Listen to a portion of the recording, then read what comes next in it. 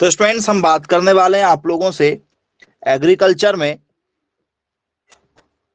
Animal पर। जी हाँ students, animal husbandry पर, पशुपालन पर हम चर्चा करेंगे। और पशुपालन में स्टूडेंट्स आज हम चर्चा करने वाले हैं आप लोगों से भैंस पर। जी हाँ स्टूडेंट्स, बफेलो पर हम चर्चा करेंगे। और बफेलो में हमारा पहला ही क्वेश्चन रहेगा स्टूडेंट्स, बफेलो का, ठीक है, साइंटिफिक नेम। जानवरों के हमेशा क्या होते हैं, साइंटिफिक नेम होते हैं, मतलब इंटरनेशनल लेवल पर इन्हें किस नाम से जाना जाता है। तो आप मुझे बताइए, भैंस का वैज्ञानिक नाम क्या होगा? किस नाम से जानते हैं आप भैंस को? जी, भैंस को किस नाम से आप जानते हैं? सर भैंस को हम लोग जानते हैं बुबालस बुबेलिस। क्या नाम सुना है आप लोगों ने? बुबालस बुबेलिस, बुबालस बुबेलिस, ये भैंस का वैज्ञानिक नाम है। मतलब इंटरनेशनल लेवल पर सभी देश के लोग भैंस को बुबालस बुबेलिस के नाम से जानते हैं। बोले चलिए भाई ठीक है, क्लियर है, बन जाएगा यहां से क्वेश्चन यदि निकलता है तो। अब बच्चों इसके बाद में, ठीक है, आप लोगों से पेपर में पूछा जाता है कि भाई बताइए, ठीक है, हमारी जो भैंस है, ठीक है, इसका गुणसूत्र कितना होता है? गुणसूत्र का मतलब होता है क्रोमोसोम नंबर, और क्रोमोसोम नंबर का मतलब होता है नर और मादा की संख्या जो आने वाली संतानों को मिलती है। क्या होता है? तो सर इसे हम लोग लिखते हैं 2n इक्वल टू कितना, 2n इक्वल टू 48 लिखते हैं क्या? बोले हाँ सर, 2n इक्वल टू 48 लिखा जाता है। ठीक है, जो किसकी होती है? तो सर ये होती है, ठीक है, जो दलदल में रहना पसंद करती है। भैंस की वो वैरायटियां जो कहां रहना पसंद करती हैं सर? दलदल में, जिसे हम लोग बोलते हैं स्वैम्प में। और एक होता है 2n इक्वल टू 50, ये कौन सी वाली भैंस होती है? जो, ठीक है, साफ पानी में रहना पसंद करती है, रिवर में, नदी में रहना पसंद करती है। तो बोले यस सर, एक दलदल वाली भैंस होती है और एक नदी में रहने वाली भैंस होती है। तो बोले यस सर, बिल्कुल ठीक है, क्लियर है, बन जाएगा यदि हमसे पेपर में यदि पूछ। अब बच्चों इसके बाद में, ठीक है, आप लोगों के लिए कुछ इंपॉर्टेंट क्वेश्चन यहां से हमें पूछे जाते हैं। और क्वेश्चन शुरुआत होते हैं आप लोगों के एक बहुत ही इंपॉर्टेंट भैंस से, जिसका नाम है भदावरी भैंस। क्या इस भैंस के बारे में आप कुछ खास जानते हैं? यदि आपसे पूछ लिया जाए कि भैया भदावरी जो बफेलो है, इसकी कुछ खास बात बताइए, तो क्या आप जानते हैं? बोले हाँ, बिल्कुल जानते हैं। पहला ही क्वेश्चन पूछा जाता है कि भैया भदावरी जो बफेलो है हमारी, ये कौन से राज्य में पाई जाती है? भदावरी जो हमारी भैंस है, ये कौन से राज्य में पाई जाती है? तो क्या बताना चाहेंगे इसमें आप? कौन से राज्य में पाई जाती है, जरा बताइए जी। क्या ये, ठीक है,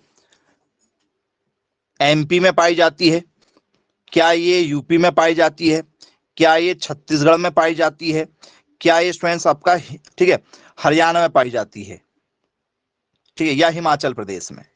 जी, इस टाइप से आपको ऑप्शन मिलेंगे, बताओ कहां पाई जाती है।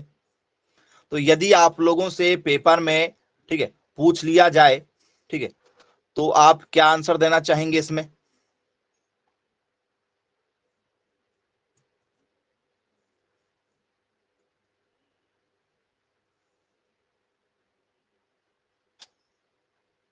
ऑप्शन नंबर बी के साथ आप जाना चाह रहे हैं? क्या ऑप्शन नंबर बी इसका राइट आंसर होगा?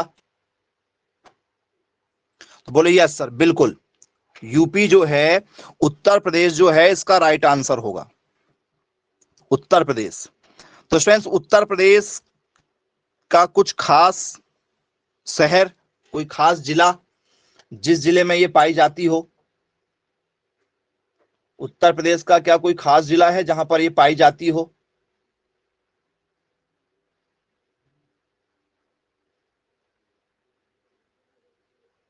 जी, Agra. Okay, very good. Agra आप यहां पर ऑप्शन दे रहे हैं, क्या आगरा होना चाहिए करेक्ट आंसर में? बताइए।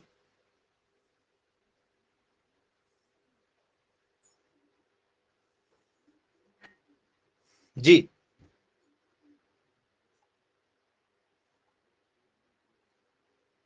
चलिए तो स्टूडेंट्स, आगरा इसका राइट आंसर होगा। आगरा। क्या आगरा के अलावा कोई और दूसरी जगह है? नाम सुना है आप लोगों ने आगरा के अलावा? आपको क्या इटावा नाम मिलता है? इटावा उत्तर प्रदेश का एक बहुत ही बढ़िया शहर है इटावा। बोलिए यस सर, बिल्कुल।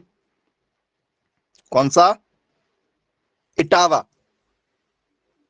और मध्य प्रदेश के भिंड और मुरैना, मध्य प्रदेश के भिंड और मुरैना, ये भी स्टूडेंट्स आपके क्या हैं, उत्पत्ति स्थान में शामिल हैं। एमपी, एमपी भी। यदि मान के चलो आपको यूपी ऑप्शन में ना मिले, बाय चांस यूपी ऑप्शन में ना मिले, तो फिर एमपी भी लगा सकते हैं आप, क्योंकि उत्पत्ति स्थान में हमेशा आंसर यूपी ही मिलता है और हम लोग यूपी ही याद करके जाते हैं। लेकिन यदि हम, ठीक है, यूपी वाले ऑप्शन को एग्जाम में ना देख पाए तो, मतलब ऑप्शन में ना मिले, तो फिर क्या करोगे भाई? यदि यूपी ऑप्शन में ना मिला तो क्या लगाओगे? एमपी लगाओगे, क्योंकि मध्य प्रदेश के भिंड और मुरैना में इस भैंस का उत्पत्ति स्थान माना जाता है। ठीक है, सेकंड ऑप्शन आपको ये मिल सकता है। चलिए, आप सभी लोगों ने इस भैंस को देखा होगा, तो जरा मुझे बताइए इसका रंग रूप कैसा होता है भाई? भदावरी भैंस काली है, भूरी है, लाल है, पीली है, ठीक है, या हरी है? क्या है? क्या इसका पीला रंग है, पीली है, हरी है, लाल, सफेद, नारंगी?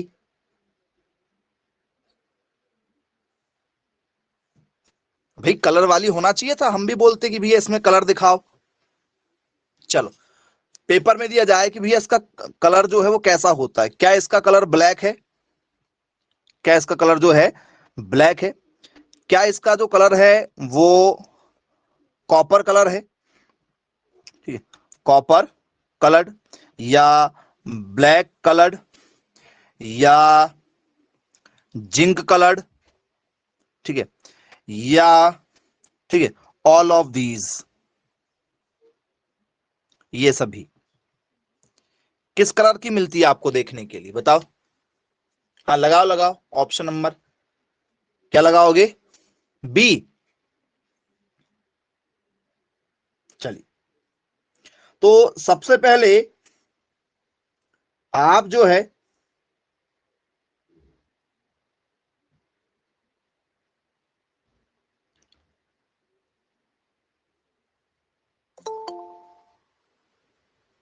ऑप्शन नंबर बी के साथ जाना चाह रहे हैं।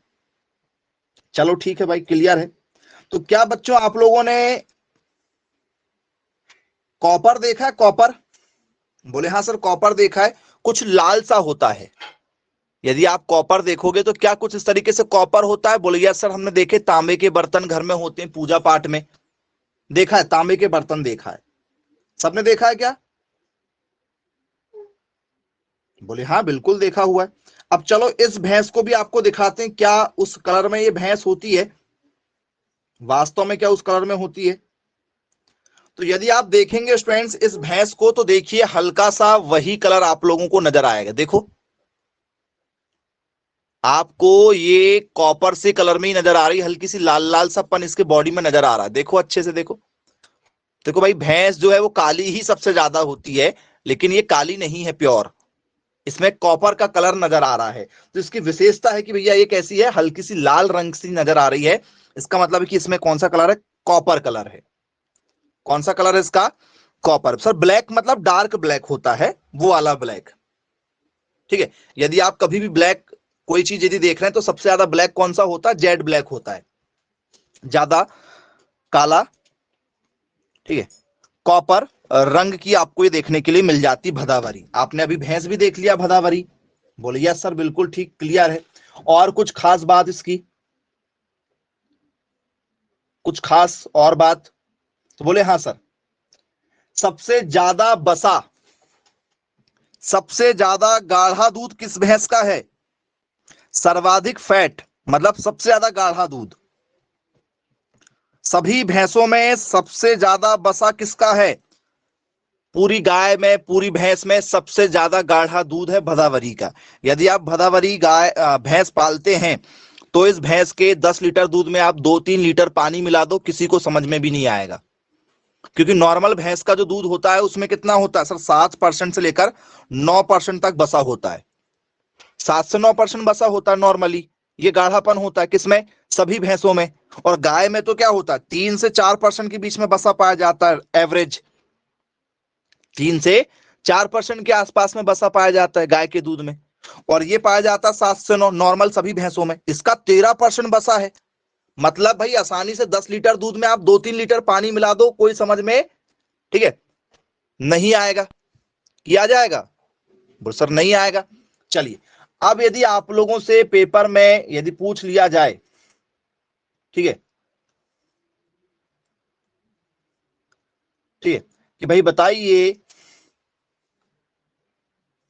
हमारी जो भदावरी, ठीक है, भैंस है, ठीक है, इसका अन्य नाम क्या है? भदावरी भैंस का अन्य नाम, अदर नेम। यदि आपसे पूछ लिया जाए अन्य नाम, होता है निकनेम? नहीं होता है? बोले यस सर बिल्कुल होता है। सर भारत का घी का कटोरा, भारत का घी का कटोरा। क्या भैया, क्या चीज? भारत का घी का कटोरा अन्य नाम। इसका घी का कटोरा कहते हैं इसको। चलो, तो इसे घी का कटोरा कहा जाता है, घी का कटोरा। अब घी का कटोरा जो है, यदि ये नाम यदि हम दे रहे हैं तो घी जो है वो किससे निकलता है भाई? यदि आप एक गाय का घी निकाल रहे हो और एक भैंस का घी निकाल रहे हो तो इसके घी में कोई फर्क रहेगा क्या? बोले हाँ सर बिल्कुल रहने वाला है। क्या रहने वाला बताओ?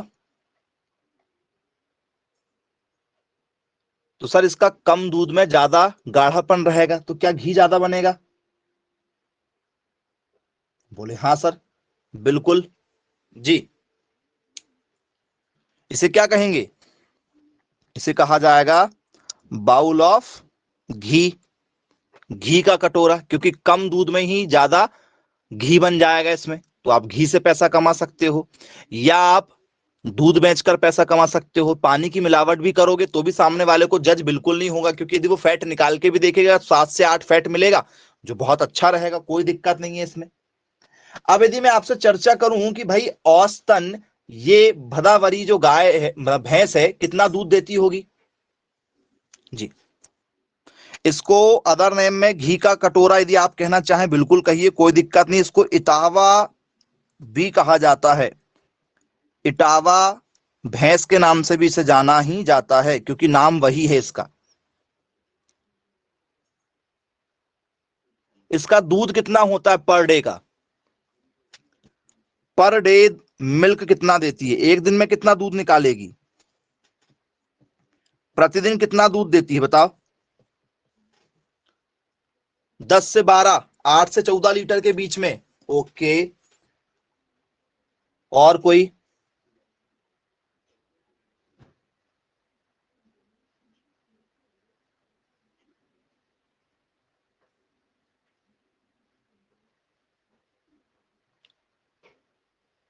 चलिए, तो यदि आप लोगों से पेपर में यदि पूछ लिया जाए, ठीक है, तो भदावरी का जो पर डे का जो मिल्क होता है, ठीक है, पर डे का मिल्क आप लगा रहे हैं 8 लीटर के आसपास। क्या 8 लीटर, 10 लीटर यहां पर होना चाहिए करेक्ट आंसर? ऑप्शन जरा देखिए। पहला ऑप्शन आप ले लीजिए, कितना? 8 से 9 लीटर।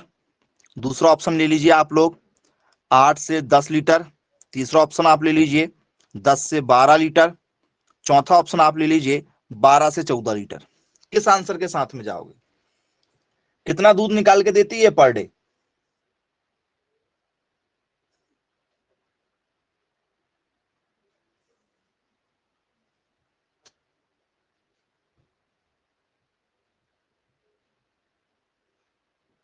8-10 के बीच में। चलिए, बहुत शानदार आप लोग आंसर दे रहे हैं। बोलिए सर, 8-10 के बीच में सभी भदावरी भैंस जो है ऑन एन एवरेज दूध निकाल कर देती है। चलिए, मान लिया आपकी बात को।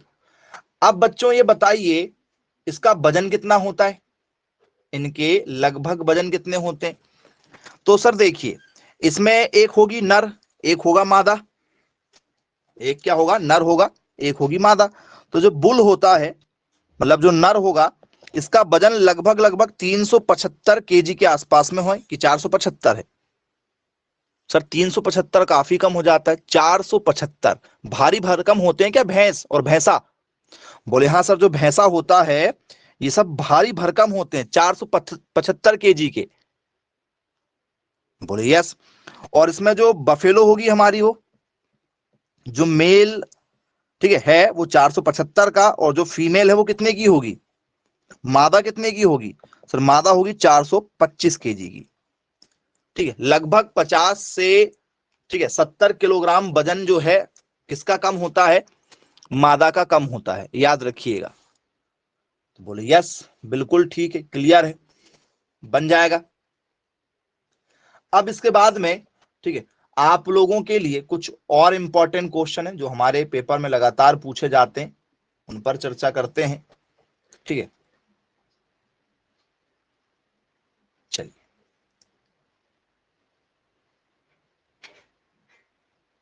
अगला question,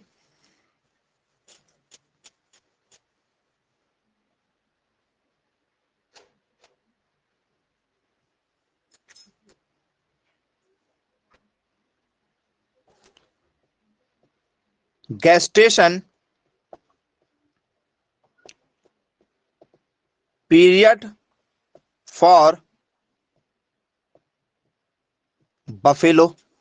gestation period, gestation period का मतलब क्या होता है बच्चों?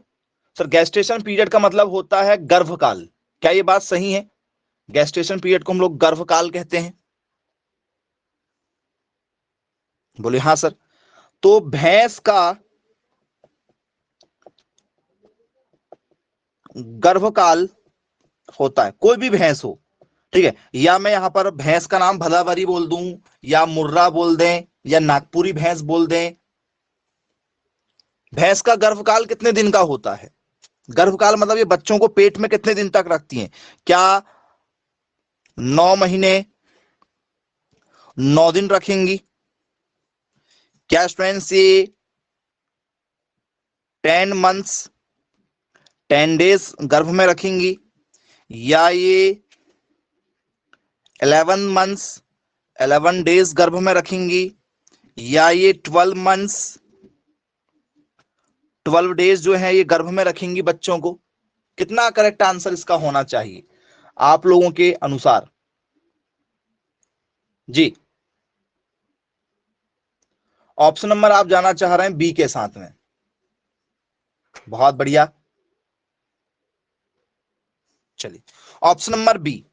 जी हाँ स्टूडेंट्स, यदि आपसे भैंस पूछा जाएगा तो भैंस का जो गर्भकाल होता है वो होता है 310 दिन का, 310 दिन का होता है। बोले चलिए भाई ठीक है, क्लियर है, बन जाएगा। 310 दिन मतलब 310 दिन मतलब 10 महीने, क्योंकि 10 महीने में 300 दिन हो जाएंगे और 10 दिन अलग से हो जाएंगे। तो 300 + 10 310 दिन। तो क्या 10 मंथ्स मतलब 10 माह और 10 दिन क्या इसका राइट आंसर होना चाहिए? 10 माह और 10 दिन क्या इसका राइट आंसर बनेगा? जरा देखो।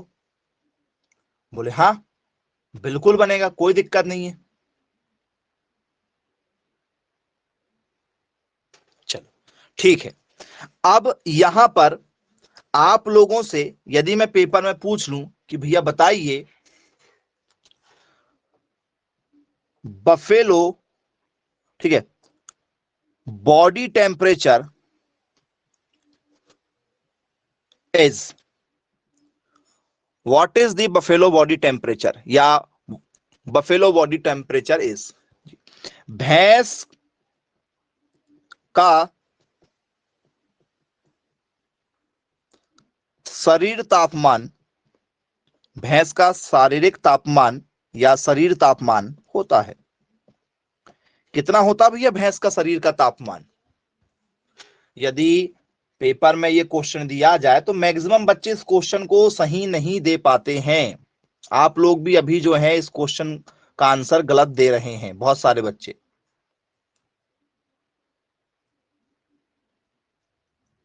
क्या होगा भैया body temperature?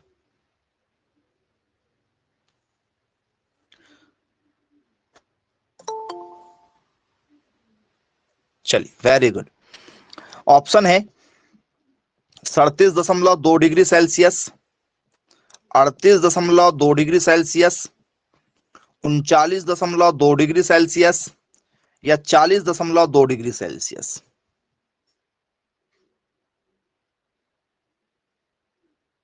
What is normal body temperature of buffalo? Paper में आ चुका है। What is body temperature of cow? या गाय का बॉडी टेम्परेचर कितना होता है? ये सब क्वेश्चन पेपर में बारी बारी से आ चुके हैं। किस आंसर के साथ जाएंगे आप?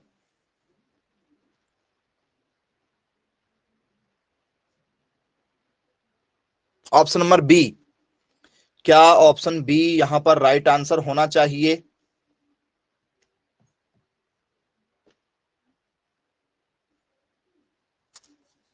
हाँ, चलिए, बहुत शानदार आंसर।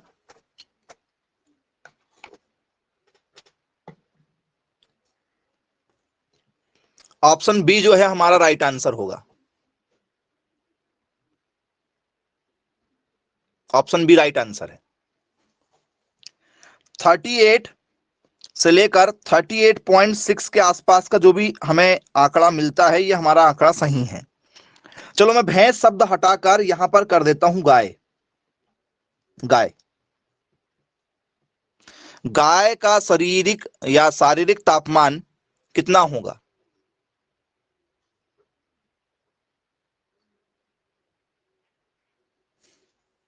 जी, आप यहां पर अपना आंसर बदल रहे हैं और आप आंसर देना चाह रहे हैं ऑप्शन नंबर किसके साथ में? सी वाले के साथ जाना चाह रहे हैं। जी, वेरी गुड, बहुत अच्छी बात है। यदि आप स्टूडेंट्स इस आंसर को देना चाहते हैं, ठीक है, तो इसका भी राइट आंसर यही होगा। ऑप्शन नंबर बी वाला ही होगा। 38 वाली जो रेंज है ये बहुत ही सुटेबल रेंज मानी जाती है। हाँ, हालांकि यदि मान के चलो आपको ये वाला ऑप्शन ना दिया जाए, अब ये वाला ऑप्शन हमने दिए ही नहीं, फिर क्या लगाओगे? तो फिर आप लोग जो है ऑप्शन नंबर सी के साथ जा सकते हैं, कोई दिक्कत नहीं है। कोई दिक्कत नहीं है। क्या है, आप रट के जाओगे, रटने वाला काम नहीं है आने वाला है आप लोगों के। रटने वाला कुछ भी काम नहीं आएगा। कारण क्या है? क्योंकि दिए गए ऑप्शन के अनुसार हम अपना आंसर बदल लेते हैं। आंसर बदल लेते हैं। अभी यदि मान के चलो मैं आपको ऐसा लिखवा दूं, यहां पर मैंने आपको ऑप्शन दिया 36.2, यहां पर मैंने ऑप्शन दिया आप लोगों को कितना, ठीक है, यहां पर दे दिया मैंने आप लोगों को 34.2, 39.2 और यहां पर बोल दिया 42.2।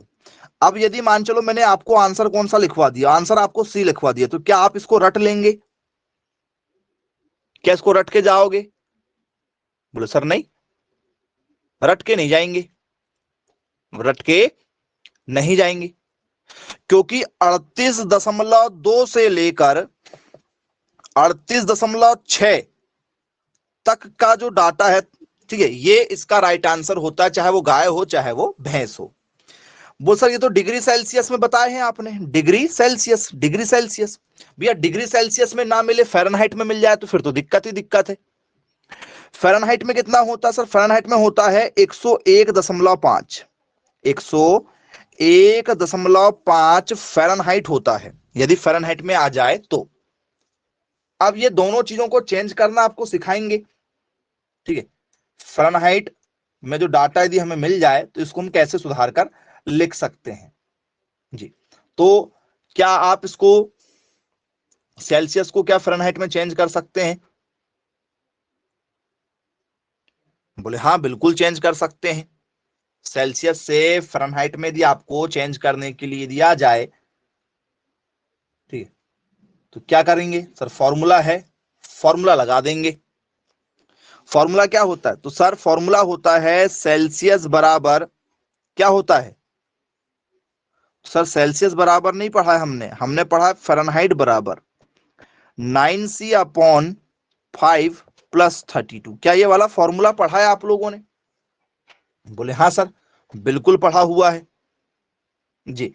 यदि आप लोगों को पेपर में, ठीक है, दे दिया जाए कि भैया बताओ भैंस का बॉडी टेम्परेचर कितना होता है, और भैंस का बॉडी टेम्परेचर आप लोगों को 38.2 पता है, तो आपको ये पता है, और यदि मैं ऑप्शन में आपको क्या दे दूं, ऑप्शन में दिया आपको दे दूं 100.7, तो फिर क्या करोगे सर, फ़ारेनहाइट में होता है 100.7, ये हो जाएगा आपका 100.7 हो जाएगा। और यदि आपको 38.6 वाला ऑप्शन यदि, ठीक है, सेल्सियस में मिला, तो यदि उसको आप चेंज करोगे तो ये किस में हो जाता है, फ़ारेनहाइट में बन जाता है लगभग। तो फ़ारेनहाइट और सेल्सियस दोनों में पता होना चाहिए, तो किसी एक को पढ़ के जाओ आप, सेल्सियस को पढ़ के जाओ। किसको पढ़ के जाओ, सेल्सियस को। और याद रखना कि भैया 100 से 101 के आसपास का जो डाटा होगा, ठीक है, वो किसका होना है, शारीरिक तापमान का होना। आप जरा बदल के देखो, किसको रख रहे हैं हम, 38.2 को रख के देखना है क्या 100.7 आ सकता है। 9 का 9, सेल्सियस कितना है 38.2/5 का 5 + 32 का 32 है, काटो जरा 9 का 9, ठीक है, 5 × 7 = 35, ठीक है, बोलिए सर 7 बार 35 हुआ, कितना बच गया 35 हुआ, तो सर 3 बच गया, 5 × 6 = 30, फिर 2 बच गया, ठीक है, 5 × 4 = 20, या हाँ ये आ रहा है, + 32 का 32 काट दिए हमने, मल्टीप्लाई करो, 9 × 4 = 36 का 6 हासिल का 3 हुआ 9, ठीक है, 9 × 6 = 54, और ये 3 हो गया 57, कैरी ओवर 5 हुआ, 9 × 7 = 63, और ये हो गया 68, 68.76 + 32 आ रहा है।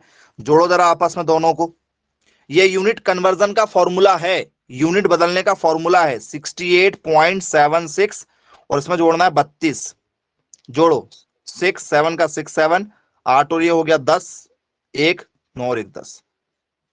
क्या यही आ रहा है 100.7, 100.7, आगे और भी चला गया 6 तक।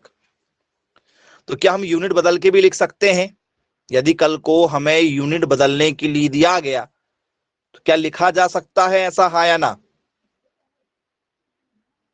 बोल सर बिल्कुल लिख सकते हैं, यूनिट कन्वर्ट करके, यूनिट ही तो कन्वर्ट करना है, क्योंकि हम पढ़ के जाएंगे किसका, सेल्सियस वाला, सेल्सियस वाला पढ़ के जाएंगे। और किस में आ जाए ऑप्शन, बाय चांस फ़ारेनहाइट में आ जाए, क्योंकि तापमान मापन करने की यूनिट सेल्सियस में भी है और फ़ारेनहाइट में भी है। यदि आपको फीवर होता है तो कितना फीवर निकलता है सर, हमें भी 101 डिग्री बुखार निकलता है, कहते हैं ना, डॉक्टर कहता है आपको 101 डिग्री बुखार हो गया, कई बार डॉक्टर कहता है आपको 102 डिग्री बुखार हो गया, नहीं कहते डॉक्टर? बोले हाँ सर। तो वो सेल्सियस में कहते हैं कि फ़ारेनहाइट में कहते हैं?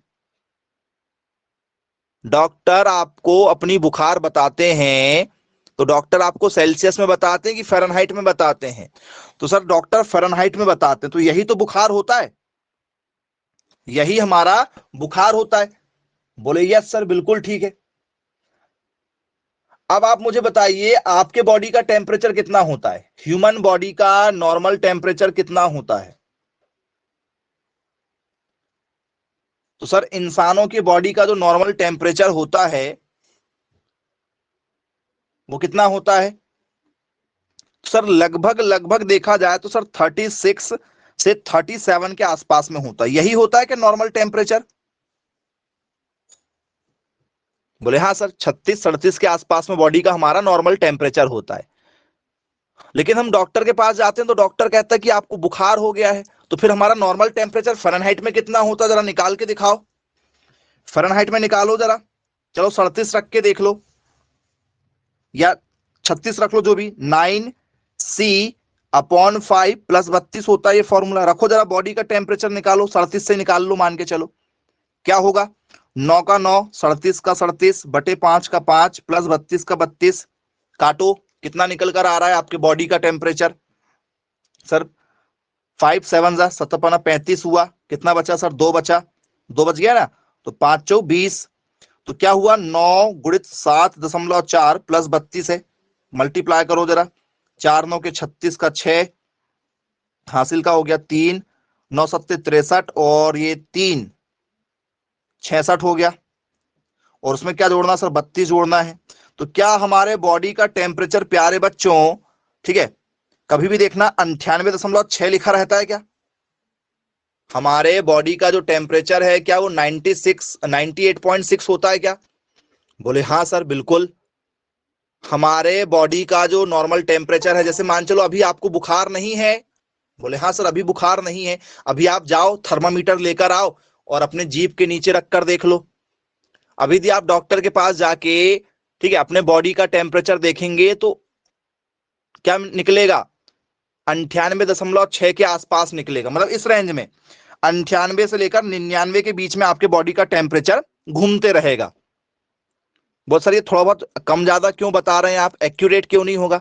अब भैया आप लोगों ने जो है ठंडा खा लिया, आइसक्रीम खा लिए हो, तो बॉडी का टेम्परेचर थोड़ा बहुत कम हो जाएगा। यदि आपने गरम गरम कुछ समोसे खा लिए हो, जलेबी खा लिए हो, बॉडी का टेम्परेचर थोड़ा सा बढ़ के निकल जाएगा।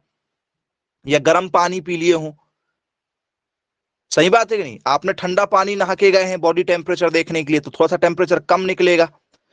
गर्म पानी नहा कर गए हो तो थोड़ा सा टेम्परेचर ज्यादा निकलेगा। मतलब खान पान पे थोड़ा बहुत टेम्परेचर आपका कम ज्यादा हो जाता है। लेकिन ऑन एन एवरेज यदि देखा जाए तो 98.6 फ़ारेनहाइट हमारे बॉडी का नॉर्मल टेम्परेचर होता है। और यदि आप डॉक्टर के पास गए तो आप देखना डॉक्टर आपको क्या कहते हैं, आपको 101 डिग्री बुखार है, इतनी बुखार, सिर्फ मात्र कितना बढ़ा है, बॉडी का टेम्परेचर 1.5 डिग्री सेल्सियस बढ़ गया है, तो हमें बुखार आ जाता है, हम बीमार पड़ जाते हैं। 103 तक में तो हम लोग बिस्तर से उठ भी नहीं पाते हैं। 103 के आसपास यदि हो गया, ठीक है, तो हम बिस्तर से उठ भी नहीं पाते हैं, ये हाल हो जाते हैं हमारे। सोचो मात्र आपके बॉडी का टेम्परेचर कितना ज्यादा हुआ है, मात्र 5 डिग्री सेल्सियस, 5 फ़ारेनहाइट बढ़ा है, मात्र सिर्फ मात्र 5 फ़ारेनहाइट बढ़ा है। और यदि यही बढ़े वाले को यदि मैं सेल्सियस में बोल दूं कि भैया सेल्सियस में क्या बढ़ा है, इसी को यदि हम देख लें सेल्सियस में, तो कितना बढ़ा होगा सेल्सियस में जी? तो सर सेल्सियस में बहुत कम बढ़ा हुआ है, ठीक है। कितना हुआ है, ये 37 है, मात्र यहां पर 39 बढ़ा होगा, मात्र 39 जी,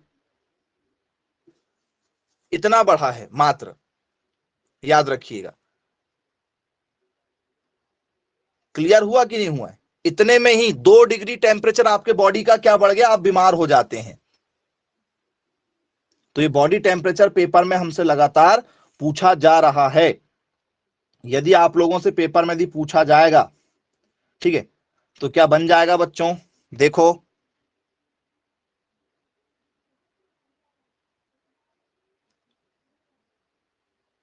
चलिए बन जाएगा।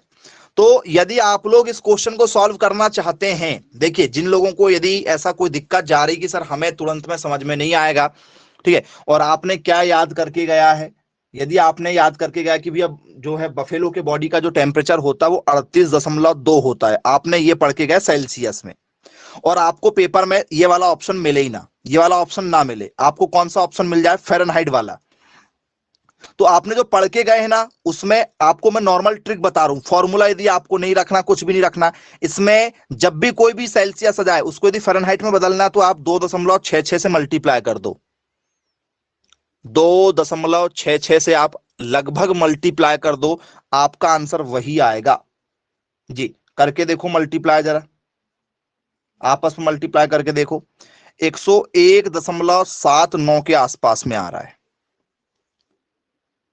101.79 के आसपास में आ रहा है। 2.66 से मल्टीप्लाई करना है, इस वैल्यू से मल्टीप्लाई करना किसी में भी, यदि ये सेल्सियस में दिया गया है और आपको क्या करना है फ़ारेनहाइट में बताना, तो 2.66 से मल्टीप्लाई कर दो, और नहीं तो आप निकाल के देख लो। ये ट्रिक है, जो ट्रिक मैं आपको बता रहा हूं ये ट्रिक है, ठीक है, ये पॉइंट है। मल्टीप्लाई आपको करना भाई, कोई एक तो काम करना ही पड़ेगा, या तो फॉर्मूला लगाओ या तो मल्टीप्लाई कर लो, जो आपको बेटर लगे, और नहीं तो आप रख के देखो जरा, देखो आपको अभी हमने बताए थे 9c/5 + 32 रखो, 38.2 रखो जरा, 9 गुणित 38.2 आपके सामने अभी किए थे थोड़ी देर पहले, क्या आया था इससे, हमने किया था तो बताओ, ये हमने लगाया था तो इससे हमारा क्या आंसर निकल कर आया था जी? 9 गुणित इससे हमारा काटे थे तो 7.64 आया था। बोले यस बिल्कुल ठीक है। इसमें किससे मल्टीप्लाई किए थे? 9 से किए थे, तो 68 दशमलव, इसका मल्टीप्लाई हुआ था ना, 68 दशमलव कितना आया था? 7 6 आया था, उसमें 32 जोड़ दिया गया था। 6 का 6, 7 का 7, 8 और 2 10, और ये कितना हो गया हमारा? 6 9 और 1 10। तो क्या लगभग वही आंसर के आसपास में हम हैं? चेक करो, क्या उसी आंसर के आसपास में हम हैं?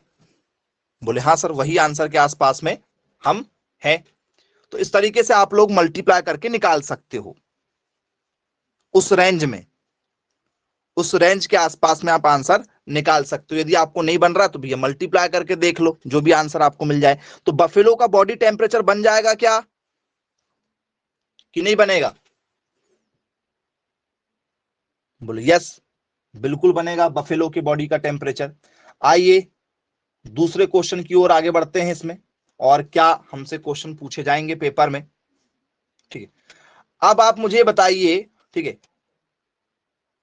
बफेलो के छोटे बच्चे को क्या कहते हैं और गाय के छोटे बच्चे को क्या कहते हैं? बफेलो का एक कोई छोटा सा बच्चा है, उसे आप क्या कहेंगे? जी, काफ कहते हैं। ओके, भैंस के छोटे बच्चे को आप लोग काफ कहते हैं। काफ, काफ मतलब बछड़ा। क्या गाय के छोटे बच्चे को भी काफ कहोगे? गाय का भी यदि छोटा बच्चा है तो क्या इसे भी आप काफ के नाम से ही जानेंगे? बोले हाँ सर बिल्कुल, इसके बच्चे को भी हम लोग क्या कहेंगे?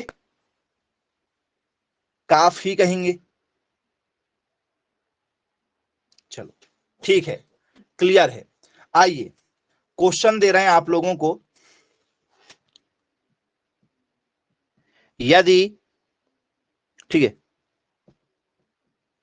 भैंस का बछड़ा, यदि भैंस का बछड़ा 6 माह से छोटा है तो उसे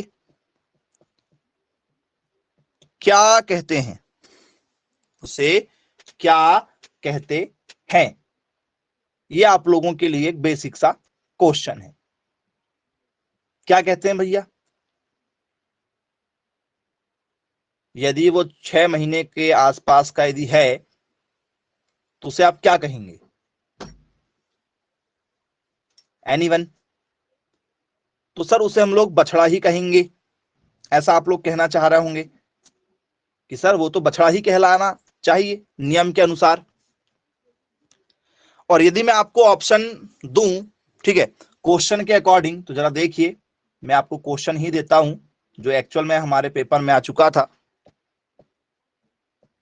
young one of a buffalo from birth to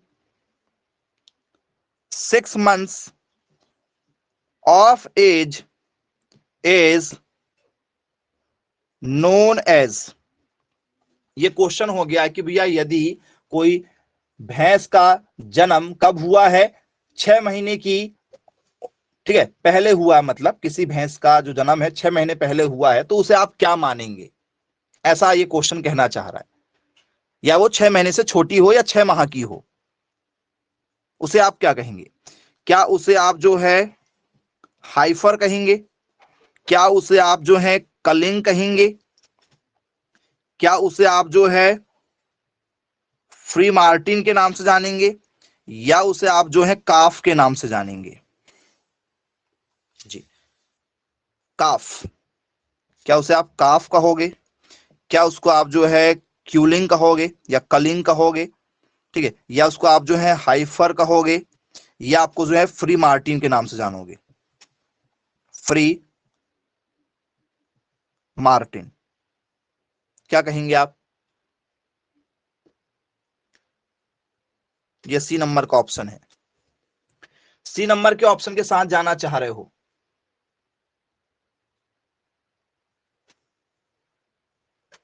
okay, चलिए बहुत शानदार। ऑप्शन नंबर सी आप देना चाह रहे हैं, और यहां पर 4 ऑप्शन दिए गए, चारों ऑप्शन बहुत ही इंपॉर्टेंट टॉपिक को रिप्रेजेंट करते हैं। बहुत ही इंपॉर्टेंट टॉपिक यहां पर आपका ये स्टार्ट होने वाला है, ठीक है। ऑप्शन सी आप जो दे रहे हैं यहां पर 100% गलत आंसर है, 100% गलत आंसर है जी। चलिए, तो स्टूडेंट्स याद रखिएगा, यदि आपसे पेपर में यदि पूछ लिया जाए कि भैया गाय का बच्चा हो चाहे वो भैंस का हो, गाय हो या भैंस का बच्चा हो, यदि वो छोटा है तो उसे कहा जाता है काफ। छोटा है तो क्या कहते हैं? काफ कहते हैं। बोले फिर ठीक है सर, काफ समझ में आ गया। 6 माह से छोटा यदि है या 6 माह तक का बच्चा यदि होता है तो उसको हम लोग काफ कहते हैं। 6 माह तक का है तो क्या कह देंगे? काफ कह देंगे। बोले चलो ठीक है भाई, काफ का मतलब क्या हो गया? काफ का मतलब हो गया 6 माह का बच्चा, 6 मंथ, ठीक है, ओल्ड, ठीक है, क्या बेबी, ऐसा बोल देते हैं। 6 मंथ ओल्ड बेबी, छोटा सा बच्चा 6 महीने का है तो वो क्या कहलाएगा? काफ कहलाएगा। फिर हाइफर क्या होता है? हाइफर, ये एक शब्द बहुत सारे बच्चों को अभी समझ में नहीं आया होगा। हाइफर क्या होता है?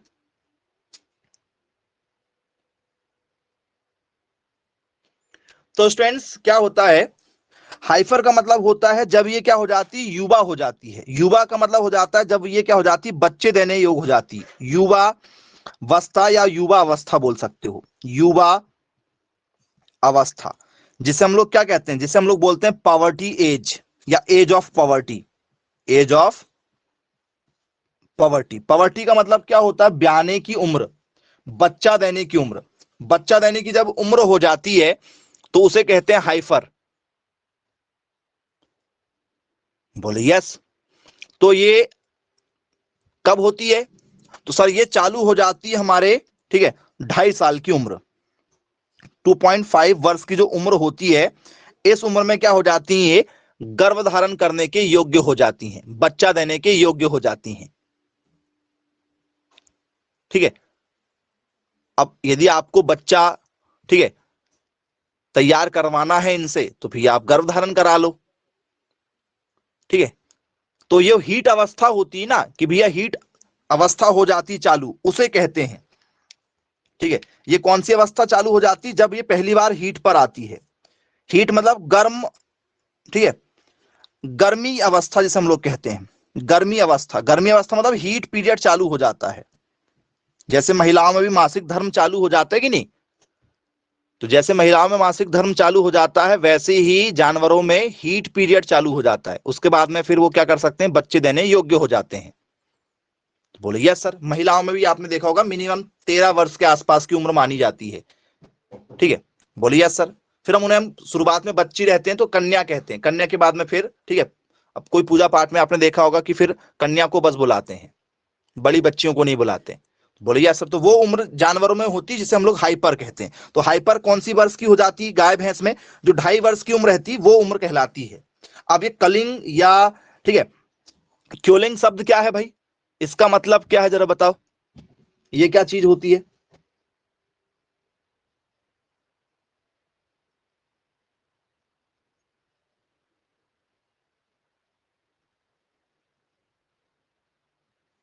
जी, हत्या। तो स्टूडेंट्स क्या होता है? किलिंग या कलिंग का मतलब होता है ऐसे जानवर जो क्या है, अवांछित हैं, ऐसे जानवर जो अब उत्पादन नहीं दे सकते, ऐसे जानवर जो अब हमें लाभ नहीं दे पाएंगे कभी, ठीक है, ना तो दूध दे पाएंगे, तो इन्हें क्या कहते हैं? तो सर ऐसे जानवरों को हम लोग कहते हैं अलाभकारी जानवर, अलाभकारी जानवर। ये है हमारा अलाभकारी जानवर। तो जो अलाभकारी जानवर रहेंगे, ठीक है, कैसे रहेंगे? तो सर जो रहेंगे हमारे लिए अनवांटेड, अनवांटेड, या ऐसे हम लोग कहेंगे भैया ये क्या रहेंगे? अनप्रोडक्टिव, अनप्रोडक्टिव या अन, ठीक है, इकोनॉमिकल। तो जब ये हमें बच्चा नहीं दे पाएंगे, दूध नहीं दे पाएंगे, तो ऐसे जानवरों को क्या करेंगे सर? या तो हम इनको खुला छोड़ देंगे कहीं भी, आपने देखा होगा सड़कों पर जानवर घूमते हुए नजर आते हैं, तो कुछ तो व्यवसाय कर रहे हैं। शहरों में कुछ लोग क्या करते हैं, जानवरों को खुला छोड़ देते हैं। तो दिन भर जानवर क्या होते हैं, शहरों में घूमते रहते हैं, आपके दरवाजे के सामने आएंगे, एक रोटी आप खिलाओगे, एक रोटी कोई और खिलाएगा, दिन भर उनका पेट भर जाता है। वही सड़कों पर घूमते रहते हैं, एक्सीडेंट हो जाएगा तो उल्टा हम, ठीक है, हम ही लोग पिटते हैं।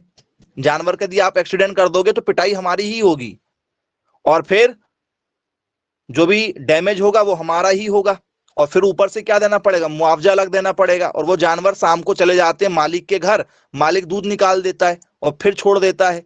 लेकिन जब तक दूध दे रहा तो ठीक है, और जिस दिन दूध देना बंद हुआ तो या तो उस जानवर को कटवा दिया जाता है, उस जानवर को या तो कटवा दिया जाता है और उसका क्या बेच दिया जाता है, मांस बेच दिया जाता है।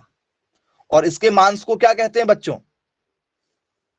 इसके मांस को क्या कहा जाता है, गाय के मांस को, गाय के मांस को क्या कहते हैं, बीफ कहते हैं। वेरी गुड, गाय के मांस को बीफ कहा जाता है। और भैंस के मांस को क्या कहते हैं, मैसेज करो, भैंस के मांस को क्या कहा जाता है, मटन कहते हैं क्या, कि चिकन कहते हैं, या बफन कहते हैं जी। बफेलो के मांस को यदि आपसे पेपर में पूछ लिया जाए कि भैया बताइए क्या कहा जाता है, तो क्या लिखेंगे आप, बफन। वेरी गुड, बहुत शानदार, आप यहां पर आंसर दे रहे हैं। यदि आपसे पूछ लिया जाए बच्चों, ठीक है, तो याद रखिएगा बफेलो के, ठीक है, मीट को कुछ लोग बीफ ही कह रहे हैं कि सर इसको बीफ कहेंगे, क्या कहेंगे, बीफ ही कहेंगे, सही है ये, नहीं,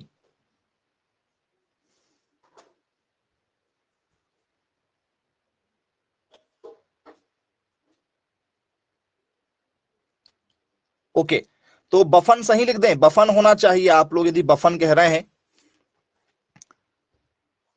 क्या बफन होना चाहिए,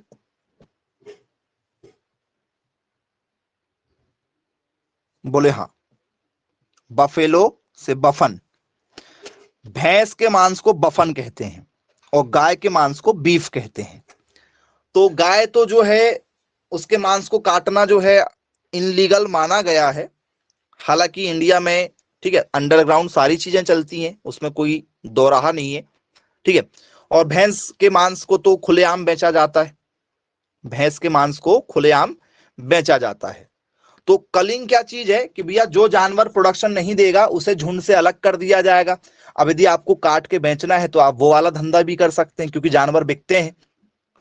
यदि एक भैंस जो है आपके 60-70 हजार की है और यदि वो बूढ़ी हो चुकी है, दूध नहीं दे पा रही है, या किसी कारण से उसका जो है वो भेली निकल गई है, कई बार क्या होता है आपने देखा होगा, उनका क्या निकल जाता है, ठीक है, बच्चादानी बाहर आ जाती है। कई बार देखा है आप लोगों ने, गाय या भैंस की बच्चादानी बाहर आ जाती है तो फिर वो दोबारा कभी मां नहीं बन सकती। या कई बार जानवर ऐसे होते हैं कि भैया एक बार बच्चा दिया, दोबारा फिर वो गर्भ धारण ही नहीं कर पाते, गर्भ धारण नहीं हो पाता उनका। तो ऐसे जानवर को क्या करेंगे भाई, क्या करोगे ऐसे जानवर का, बताओ। अब आपको बुरा लग रहा होगा, अब उस जानवर को यदि खाली छोड़ दिया जाए, चलो आपने कहा कि भैया चलो आपसे पालते नहीं बन रहा है तो उसे आप मारो मत, उसे खाली छोड़ दो, फिर वो खाली जानवर आपके खेतों में ही घूमेगा, आपकी लगी लगाई सब्जी खा जाएगा, फसल खा जाएगा, नहीं खाएगा। वही जानवर आपको सड़क के किनारे मिल जाएगा, आपसे टकरा जाएगा, ठीक है, या तो आपको मारेगा, ठीक है, या तो खुद मरेगा, हाथ पैर टूट जाएंगे उसके सड़क के किनारे। आप कितने सारे केसेस देख रहे हैं, कितने सारे उसके लिए अभी जो है आश्रम चल रहे हैं, जो जानवर कहीं सड़क पर एक्सीडेंट हो जाते हैं उन जानवरों की वो लोग सेवा कर रहे हैं। तो इससे अच्छा है कि भैया उन्हें कटवा दो, जो खाने वाले वो खाएं, कोई टेंशन नहीं। बिल्कुल सही है, जो खा रहे हैं उनको खाने दो, यदि वो नहीं खाएंगे तो आगे क्या होगा, अनाज महंगा होगा। सब बराबर बना हुआ है, ठीक है, जो खाना चाह रहे हैं बिल्कुल खाएं, शाकाहारी मांसाहारी दो ही लोग हैं, जो खा रहे हैं बहुत अच्छी बात है, कोई दिक्कत नहीं, उनको खाने दो, ठीक है। हम नहीं खाते वो एक अलग बात है। ठीक है। यदि लेकिन वो नहीं खाएंगे तो शेड्यूल नहीं चलेगा। चलेगा कैसे? वो खाली जानवर का क्या होगा मुझे बताओ आप, क्या होगा खाली जानवर का? हजारों की संख्या में हर शहर में जानवर मिलेंगे और वो सड़क किनारे रहेंगे, सड़कों पर आपके सामने आ ही जाते हैं, कई बार देखा होगा आप लोगों ने। फिर आप नहीं पाल सकते उनको। ठीक है, गाय हमारी माता है, ठीक है, तो माता को फिर आप बिस्तर में सुलाओ, पानी नहलाओ, खाना खिलाओ, नहीं करोगे तो फिर वो ढोंग करने से कोई मतलब नहीं है, जब आप सेवा नहीं कर सकते तो। जो लोग ऐसा बोलते हैं वो लोग सेवा नहीं कर रहे हैं, एक दिन गाय भैंस नहीं लगाते, चारा नहीं खिलाते। ठीक है, हाँ, जो लोग करते हैं उनके लिए बता रहा है मैं कि जो बना हुआ है ना उसमें कोई टेंशन नहीं है। यदि जो लोग खाने वाले थी वो लोग नहीं खाएंगे तो बहुत दिक्कत हो जाएगी। ठीक है, तो ये कलिंग लीगल है, हमारे इंडिया में नहीं है। हमारे इंडिया में गाय के ऊपर बस बैन है, बाकी भैंस का चल रहा है, कोई दिक्कत नहीं है, बाकी सारे जानवरों का चल रहा है। ठीक है, तो कलिंग ये चीज हो गई। अब यहां पर लिखा गया है फ्री मार्टिन। फ्री मार्टिन का मतलब क्या होता है ये जानना चाहेंगे आपसे, क्या होता है?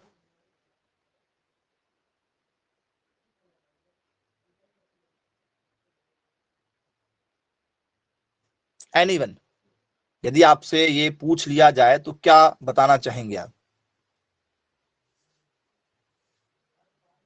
जी, चलो।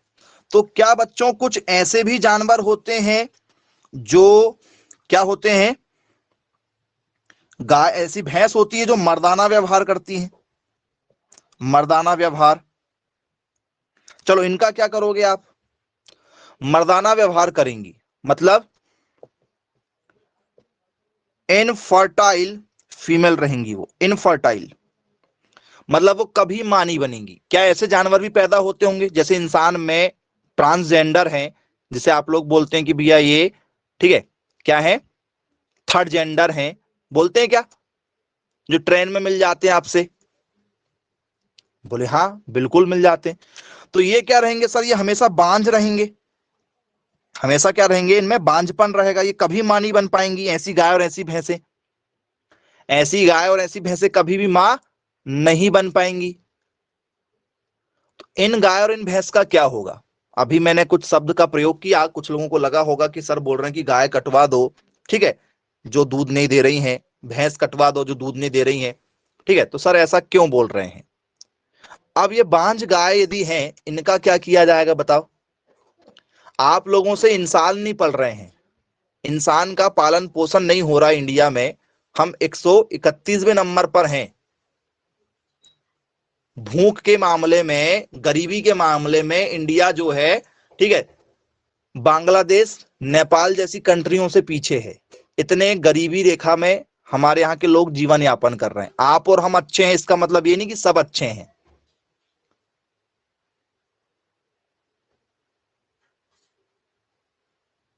ठीक है, तो यदि इन जानवरों को काटा जा रहा है, खाया जा रहा है तो कोई दिक्कत नहीं है भैया। जो लोग खा रहे हैं कम से कम वो हमारे लिए अच्छा ही कर रहे हैं, बुरा नहीं है। जब यही सड़कों पर मिलेंगे और अचानक से आपकी गाड़ी से टकरा जाएं, जानवर अचानक से टकराता है गाड़ी से और फिर क्या होता है आपको पता है? हर साल लाखों की संख्या में जो एक्सीडेंट हो रहे हैं, ठीक है, तो उसमें आधा कंट्रीब्यूशन सिर्फ जानवरों का है। ठीक है, तो ऐसे जानवरों को काटना बिल्कुल वर्जित है, गवर्नमेंट भी परमिशन देती है, उसमें कोई दिक्कत नहीं है। फिर एक और शब्द यूज किया जाता है, वेदर। वेदर शब्द का यूज किया जाता। अब आपको लगेगा सर ये कहीं मौसम विभाग तो नहीं बताने लगे हमें कि आज का मौसम कैसा होगा आज, ठीक है, हल्की बारिश होने वाली है, सुबह धूप छाई रहेगी, ऐसा तो नहीं है? बोल सर नहीं, ये वाला वेदर अलग है, ये वाला वेदर अलग है। और जो वेदर की आप यहां पर चर्चा करते हैं दूसरे वाले वेदर की, वो वाला वेदर आप लोगों का क्या होता है, अलग होता है। तो वो वाला जो वेदर होता है वो ये वेदर है। ए का फर्क है, यहां पर ए नहीं है, याद रखिएगा, दोनों वेदर अलग अलग है। एक वेदर क्या है सर, एक वेदर है मौसम वाला, ये मौसम की जानकारी देता है। हम मौसम की जानकारी नहीं दे रहे हैं, उसको हम पढ़ाएंगे क्रॉप में, जब फसल पढ़ाएंगे तो उस समय पढ़ाया जाएगा। दोनों में फर्क है, दोनों को वेदर ही बोला जाता है, पढ़ते एक ही है। ये क्या होता है, ये वेदर का मतलब क्या होता है? इसका मतलब होता है वक्त, इसका मतलब होता है क्या करना, वक, या इसी का मतलब होता है वकलिंग। वक या वकलिंग के नाम से इसे जाना जाता है। अब ये वक और वकलिंग ये फिर से एक कुछ नया हो गया आप लोगों के लिए। वक और वकलिंग कुछ नया हो गया। तो फ्रेंड्स, जिन जानवरों को क्या कर दिया जाता है, बंधिया कर दिया जाता है। बंधिया का मतलब क्रस्टेटेड किया कर दिया जाता है, बंधियाकरण कर दिया जाता है, उन्हें कहते हैं बंधियाकरण कर दिया जाता है ना, कि अब ये दोबारा बच्चे पैदा नहीं करेंगे। तो बंधियाकरण करते हैं क्या, जैसे बैल का कर देते हैं, मतलब सांड का कर देते हैं। सांड का, ठीक है, जो अंडकोश होता है उस अंडकोश को डैमेज कर दिया जाता है, जिससे वो दोबारा फिर बच्चे पैदा नहीं करेगा। तो फिर उसे खेती कार्य में ले लेते हैं, तो फिर वो बैल बन जाता है। सांड और बैल में क्या अंतर होता है, सांड बच्चे पैदा कर सकता है, और सांड के यदि आपने अंडकोश फोड़ दिए, शुक्राणु वाला भाग यदि डैमेज कर दिए, तो वो क्या हो जाएगा, बैल बन जाएगा। अब वो फिर कभी बच्चा पैदा नहीं कर सकता। तो जिसमें क्रस्टेटेड प्रोसेस हो जाती है, फिर वो कहलाता है बक या बकलिंग, उसी को कहते हैं वेदर, उसी को कहा जाता है वेदर। तो आपने देखा होगा साउथ के कुछ इलाके में भैंसा से खेती की जाती है, क्योंकि भैंसा बैल से भी ज्यादा ताकतवर होता है। बोझा ढोने में सबसे ज्यादा ताकतवर होता है क्या, भैंसा।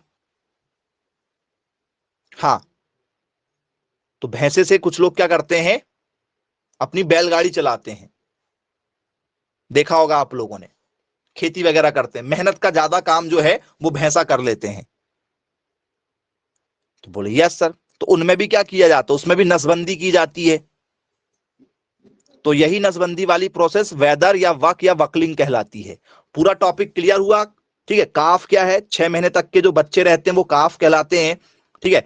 जो 2.5 साल के आसपास की, ठीक है, गाय या भैंस हो जाती है, जो बच्चा देने योग्य तैयार हो जाती है, उसे हाइफर कहते हैं। कलिंग का मतलब है जो जानवर हमारे काम के नहीं है, उसे या तो झुंड से अलग कर देंगे, या तो उसे, ठीक है, लीगली कटवा देंगे, ठीक है, या, ठीक है, उसे क्या करेंगे हम लोग, कहां पहुंचा देंगे, गौशाला पहुंचा देते हैं क्या, बोले हाँ सर गौशाला पहुंचा देते हैं। तो वो हमारी प्रोसेस कलिंग कहलाती है, कलिंग प्रोसेस। या तो आप उसे भैया लीगली, ठीक है, मरवा दो, या उसे आप बेच दो, ठीक है, वो आपके लिए अनवांटेड है, कुल मिला के अनवांटेड है आपके लिए, वो अब अच्छी नहीं है, अवांछित है, अब आपको पैसा कमा के नहीं देगी। फ्री मार्टिन का मतलब क्या होता है, फ्री मार्टिन का मतलब होता है कि भैया जो ठीक है, गाय भैंस अब बच्चा देने योग्य नहीं रही, ठीक है, अब वो कभी बच्चा नहीं दे पाएगी। क्यों, क्योंकि वो कैसी है, वो है थर्ड जेंडर, उसके अंदर नर वाले गुण है, नर वाले गुण है, तो वो कभी गर्भधारण नहीं करेगी। तो ऐसे जानवरों को फ्री मार्टिन कहते हैं। और वेदर का मतलब होता है नसबंदी। टॉपिक क्लियर है। और साथ में हमने पूरा टॉपिक आपको जो है बफेलो में, ठीक है, भदावरी भैंस के बारे में बताया, जिसका सबसे ज्यादा बसा होता है, सबसे ज्यादा दूध गाढ़ा होता है। सबसे ज्यादा गाढ़ा दूध वाली भैंस भदावरी है, जो यूपी के इटावा और आगरा में पाई जाती है। और यदि ये वाला ऑप्शन ना मिले तो फिर आपको ऑप्शन मिलेगा मध्य प्रदेश, ठीक है, कि भिंड और मुरैना में। तो आज का टॉपिक फिर यहीं समाप्त करते हैं। Bye bye, take care.